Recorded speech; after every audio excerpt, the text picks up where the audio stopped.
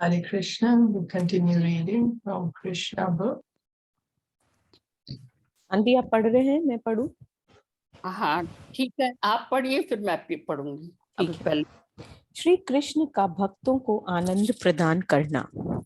अनेक दिनों तक श्री कृष्ण उद्धव जी से उनकी वृंदावन यात्रा का विवरण सुनते रहे, विशेषकर अपने माता पिता, गोपियों तथा ग्वाल बालों की दशा का विवरण। भगवान श्री कृष्ण पूर्णतः संतुष्ट थे कि उद्धव जी अपने उपदेशों तथा श्री कृष्ण के संदेश द्वारा वृंदावन के निवासियों को सांत्वना देने में सफल हुए। Should I continue? Please, yes. तब भगवान श्री कृष्ण ने कुब्जा के घर जाने का निश्चय किया। कुब्जा वह कुबड़ी युक्ति थी जिसने श्री कृष्ण को मथुरा में प्रवेश करते समय चंदन अर्पण करके प्रसन्न कर दिया था। जैसा कि भगवद गीता में कहा गया है कि श्री कृष्ण सदा अपने भक्तों को प्रसन्न करने का प्रयास करते हैं और भक्त श्री कृष्ण को प्रसन्न करने का।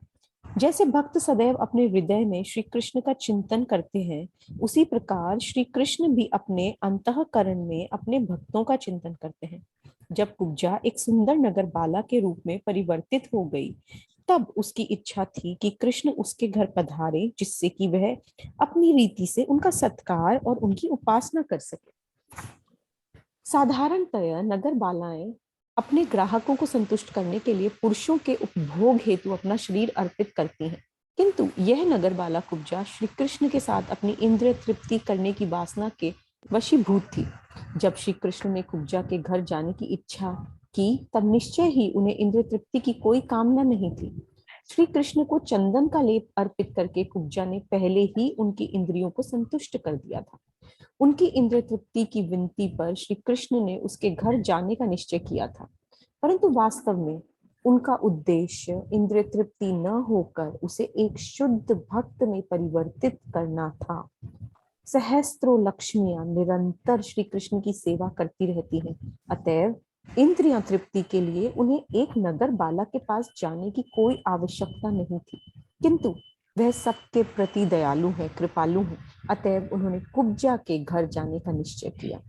कहा जाता है कि कुटिल व्यक्ति के आंगन को भी चंद्रमा अपनी चांदनी से वंचित नहीं करता, उसी भांति श्री कृष्ण किसी को भी अपनी दिव्य दया से वंचित नहीं करते हैं, भले ही उसमें काम, क्रोध, भय अथवा शुद्ध प्रेम किसी भी कारण से अपनी सेवा अर्पित की हो।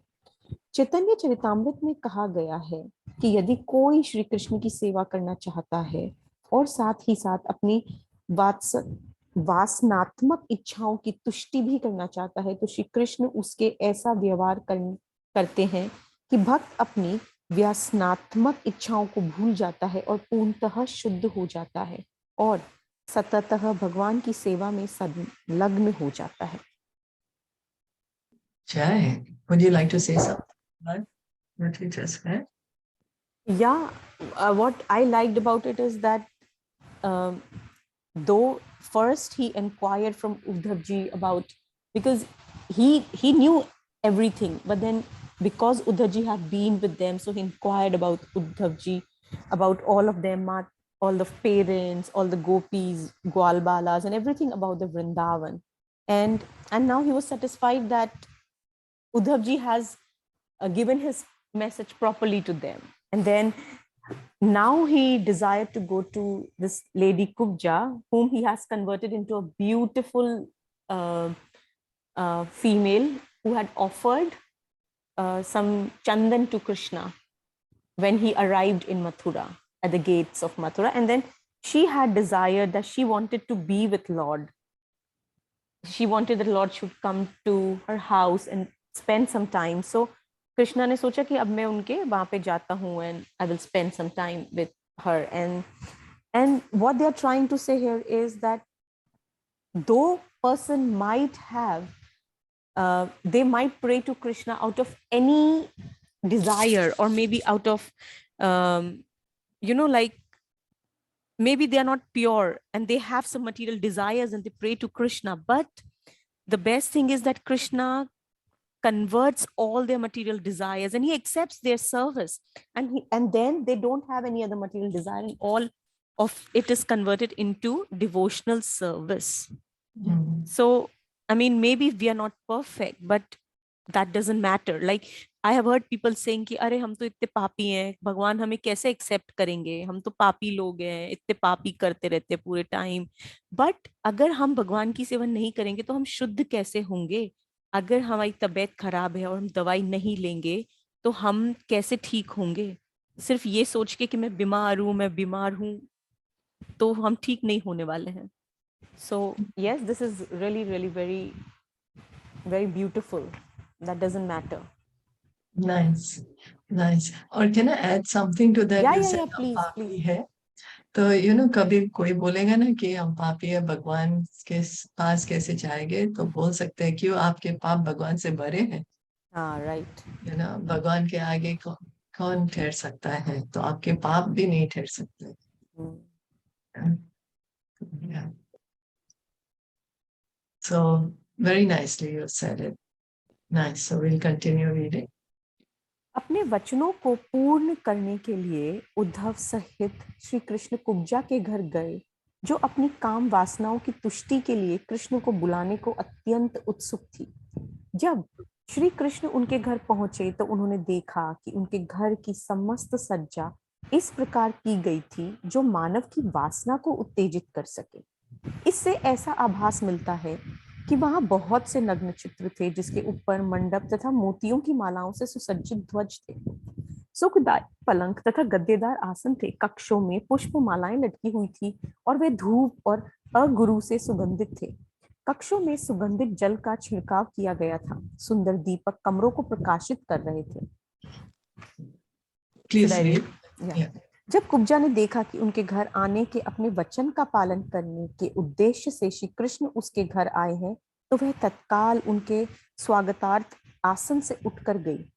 अपनी अनेक सखियों के साथ वह श्री कृष्ण से अत्यंत आदर व सम्मान पूर्वक वार्तालाप करने लगी। श्री कृष्ण को बैठने के लिए उत्तम आसन प्रदान करने के पश्चात उसने अपने पद के अनुकूल भगवान श्री कृष्ण की उपासना की। कुब्जा व उसकी सखियों ने उद्धव जी का भी इसी भांति स्वागत किया, किंतु उद्धव जी श्री कृष्ण की बराबरी के स्तर पर बैठना नहीं चाहते थे, अतः वे धरती पर ही बैठ गए। We'll continue reading. Okay. साधारणतः ऐसी परिस्थिति में लोग जैसा करते हैं, श्री कृष्ण समय नष्ट किए बिना कुब्जा के शयन कक्ष में प्रविष्ट हुए। इसी बीच कुब्जा ने स्नान करके अपने शरीर पर चंदन का लेप लगा लिया। उसने उत्तम वस्त्र, मूल्यवान आभूषण तथा पुष्प मालाएं धारण की। पान तथा अन्य नशीली वस्तुएं चबाते हुए तथा अपने ऊपर सुगंध छिड़कते हुए वह श्री कृष्ण के समक्ष आई। माधव नाम से प्रसिद्ध लक्ष्मीपति श्री कृष्ण के समक्ष वह अत्यंत शिष्टा से खड़ी हो गई। उसकी स्मित दृष्टि और चंचल नेत्र स्त्री सुलभ लज्जा से पूर्ण थे। जब श्री कृष्ण ने देखा कि कुब्जा उनके निकट आने में असमंजस कर रही थी, तो तत्काल उन्होंने चूड़ियों से सुशोभित उसका हाथ पकड़ लिया। अत्यंत स्नेह पूर्वक उसे अपने पास खींचकर उन्होंने उसे अपने समीप बैठा लिया। भगवान श्री कृष्ण को पहले चंदन अर्पित करके मात्र से कुब्जा को सभी पापों के फल से मुक्ति मिल गई थी और वह श्री कृष्ण के संग का आनंद लेने के योग्य बन गई थी। तदंतर कुब्जा ने श्री कृष्ण के चरण कमलों को उठाकर वासना की ज्वाला से दग्ध अपने स्तनों पर रख दिया। श्री कृष्ण ने पद कमलों की सुगंध को सूंघकर उसे तत्काल सभी वासनाओं से मुक्ति मिल गई। इस प्रकार उसे अपनी भुजाओं में श्री कृष्ण का आलिंगन करने की अनुमति मिल गई और उसकी यह दीर्घकालीन कामना भी पूर्ण हुई कि श्री कृष्ण उसके घर अतिथि बनकर आए। So we can. Yeah, you can. No, if you want to say something. That just by she supplied him sandalwood pulp and Krishna is giving her such a high position, One time she gave him service and he's fulfilling her desire. She has the desire to be with Krishna. And so by giving him the sandalwood pulp, he's fulfilling her desire. We are trying to fulfill our desires and then we get so muddled up in this material life. If we just approach Krishna somehow or the other, he makes everything perfect. Yeah. Bhagavad Gita में कहा गया है कि भौतिक पापों के फल से मुक्ति मिले बिना कोई भी भगवान की दिव्य प्रेमामयी सेवा में संलग्न नहीं हो सकता है। श्री कृष्ण को चंदन का लेप अर्पित करने मात्र से कुब्जा को यह पुरस्कार प्राप्त हुआ। वह श्री कृष्ण की उपासना की अन्य किसी भी रीति की में प्रशिक्षित नहीं थी, अतः वह अपने व्यवसाय के द्वारा श्री कृष्ण को संतुष्ट करना चाहती थी। भगवत गीता में इस बात की पुष्टि की गई है कि यदि कोई निश्चल हृदय से भगवान के सुख के लिए अपने व्यवसाय को अर्पित करे तो व्यवसाय के द्वारा भी भगवान की उपासना की जा सकती है। तदंतर कुब्जा ने श्री कृष्ण से कहा, प्रिय सखा, कृपया कुछ दिवस मेरे साथ रहिए। मेरे कमल नयन सखा, मेरे साथ कुछ दिन रहिए और मेरे साथ आनंद भोग कीजिए। मैं आपको तत्काल नहीं छोड़ सकती हूँ, कृपा मेरी प्रार्थना स्वीकार कीजिए। So one must be free from all material sinful reactions before one can engage in transcendental loving service of the Lord. So then we will say, as you were saying, oh, I'm so papi, how I can take shelter of God. But no matter what's our position, we take the shelter of the Lord. So that we can come to the point of transcendental loving service to the Lord. Because He will take away our material desires, as we were reading, that He fulfills our desires in such a way that He immediately takes those away. Right? जैसा कि वैदिक सूत्रों में कहा गया है कि श्री भगवान की अनेक शक्तियां हैं, महाजनों के विचार में कुब्जा श्री कृष्ण की भू शक्ति का प्रतिनिधित्व करती है, जैसे कि श्रीमती राधा रानी उनकी चित शक्ति का प्रतिनिधित्व करती है। यद्यपि कुब्जा ने श्री कृष्ण से कुछ दिनों तक उनके साथ रहने की प्रार्थना की, किंतु उन्होंने विनय पूर्वक उसे प्रतीति करा दी कि उसके लिए उनके साथ रहना संभव नहीं है। इस भौतिक जगत में श्री कृष्ण कभी कभी ही आते हैं, किंतु आध्यात्मिक जगत से उनका संबंध नित्य है। वैकुंठ लोक अथवा गोलोक वृंदावन में श्री कृष्ण सदैव उपस्थित रहते हैं। आध्यात्मिक जगत में उनकी उपस्थिति के लिए जो परिभाषात्मक शब्द प्रयुक्त होता है वह है प्रकट लीला। So Kubja is one of the potencies of Krishna. So we can see all the personalities who are having pastimes with Krishna, they are not ordinary personalities. She represents his Bhu Shakti. Bhu Shakti. I think Satyabhama is also Krishna's Bhu Shakti, right? Yeah. Same as the Mother Earth. Bhu Shakti, yeah. So, and the reference given here is that Bhu Shakti, Krishna does not eternally stay here. He comes and goes, but he's always there in the spiritual world. His internal potency, always he's there.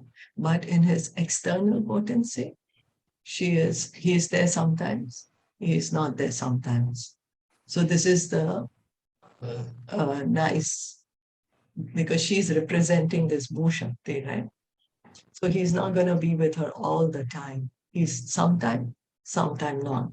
He's sometime in the material world, sometime not. But with his internal energy, Radharani, Srimati Radharani, he's always with her.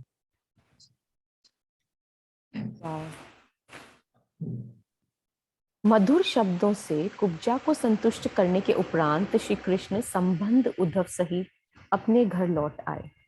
Shrimad Bhagavat में एक चेतावनी दी गई है कि श्री कृष्ण की उपासना सरल नहीं है, क्योंकि वह विष्णु तत्व में प्रमुख श्री भगवान है। श्री कृष्ण की उपासना करना अथवा उनसे संबंध रखना कोई सरल कार्य नहीं है। विशेष रूप से उन भक्तों के लिए एक चेतावनी है जो माधुर्य प्रेम के माध्यम से श्री कृष्ण की ओर आकर्षित होते हैं। श्री कृष्ण से प्रत्यक्ष संबंध के द्वारा इंद्र तृप्ति की कामना करना उनके लिए हितकारी नहीं है। वास्तव में इंद्र तृप्ति की क्रियाएं भौतिक है। आध्यात्मिक जगत में चुंबन, आलिंगन जैसे लक्षण तो हैं, किंतु भौतिक जगत में जैसी इंद्र तृप्ति की प्रक्रिया होती है वैसी वहां कोई प्रक्रिया नहीं है। यह चेतावनी मुख्यतः उन लोगों के लिए है जो सहजिया के नाम से जाने जाते हैं और यह मानकर चलते हैं कि श्री कृष्ण एक सामान्य मानव है। वे एक विकृत तरीके से उनके साथ यौन जीवन भोगना चाहते हैं। आध्यात्मिक संबंध में इंद्र तृप्ति सर्वाधिक नग्न है। जो कोई श्री कृष्ण के साथ विकृत इंद्र तृप्ति का संबंध रखने की कामना करते हैं उसे अल्प बुद्धि समझना चाहिए। उनकी प्रवृत्ति के शुद्धिकरण की आवश्यकता है। So, because we keep hearing, oh, there's 5 kind of rasas we can have with Krishna, and conjugal ras is the highest. So we can say, mujhe bhi conjugal ras chahiye. I will also enjoy with Krishna. So means our that desire to enjoy is still there. And we want to enjoy Krishna also instead of giving service to Krishna. So that's why Srila Prabhupada is saying the devotees who are attracted to this Madhurya Ras should be careful that because in the spiritual world, in relation to Krishna, sense gratification is not important, but serving Krishna. Serving Krishna, that is what gives the devotee the highest pleasure. That gives highest pleasure. And so there are some people like Sahajas especially, they are not able to understand this and they want to enjoy sex life, trying to say that, oh, this is how we are having Madhurya Ras. But that's not the way. That's not what Madhurya Ras is all about. Srimati Radharani is always trying to see how she can please Krishna in more and more ways, and also to engage everyone in service of Krishna more, rather than thinking that Krishna is an object of my enjoyment, that I will enjoy Krishna. So you have to be careful of that. And I think few classes back you had also mentioned that what we think the highest there is the lowest here. Yes. Right? That's right. Because the lowest is the sex desire. Yes. But then that is nothing. That is the perverted reflection of the pure love. Yeah, that's right. In the spiritual world, that is just, and we don't even know what love is. We just think that love is this, but this is not love. Yeah, that's right. Yes. Thank you. Right? Yes. Thank you. Yeah. कुछ काल पश्चात श्री कृष्ण ने अक्रूर जी के घर जाने के अपने वचन को पूर्ण किया। श्री कृष्ण से अक्रूर जी का उनके सेवक का संबंध था और श्री कृष्ण उनसे कुछ सेवा लेना चाहते थे। बलराम जी व उद्धव दोनों के साथ श्री कृष्ण अक्रूर जी के घर गए। जब श्री कृष्ण बलराम जी तथा उद्धव जी अक्रूर जी के घर पहुंचे, तब अक्रूर जी आगे आकर उद्धव से गले मिले और भगवान कृष्ण और बलराम जी दोनों को सादर प्रणाम किया। श्री कृष्ण बलराम जी तथा उद्धव जी ने भी अक्रूर जी को प्रणाम किया। अक्रूर जी ने उन सबको बैठने के लिए उचित आसन दिया। जब वे सुविधा पूर्वक बैठ गए, तब अक्रूर जी ने उनके चरण पखारे और वह जल अपने सर पर छिड़का। तत्पश्चात नियमित उपासना के रूप में अक्रूर जी ने उन्हें उत्तम वस्त्र, पुष्प तथा चंदन का लेप अर्पित किया। वह तीनों ही अक्रूर जी के व्यवहार से अत्यंत संतुष्ट हो गए। तत्पश्चात भूमि पर शीश रखकर अक्रूर जी ने श्री कृष्ण के समक्ष प्रणाम किया। इसके उपरांत श्री कृष्ण के पदार बिंदों को अपनी गोद में रखकर अक्रूर जी उन्हें धीरे धीरे दबाने लगे। जब अक्रूर जी श्री कृष्ण और बलराम जी की उपस्थिति से पूर्ण रूप से संतुष्ट हो गए, तब श्री कृष्ण के कारण उनके नयनों में अश्रु भर आए और वह इस प्रकार स्तुति करने लगे। So Krishna is so kind. Akrur, when he brought him to Mathura, he told Krishna, "You please come to my house." So Krishna said, "Oh, now I still have a lot of things to do. I have to kill Kans. I cannot come. I have to free my parents. I cannot come right away, but I'll come later." So Krishna kept his promise. He kept his promise and he went, same like Kubja. Kubja wanted to enjoy with Krishna. So Krishna went to her. So Krishna never forgets. We do just a little tiny bit for him. He never forgets. He's not ungrateful. Not ungrateful. Krishna is very grateful that just a little bit someone does for him, then he does so much for them. He gives himself to them. And such a beautiful way Bhagavatam is describing how Akrura is receiving Krishna, Balaram, and Uddhav. Wow. So So should I read or? we stop here. It's almost 1:30. Is that okay? Yeah.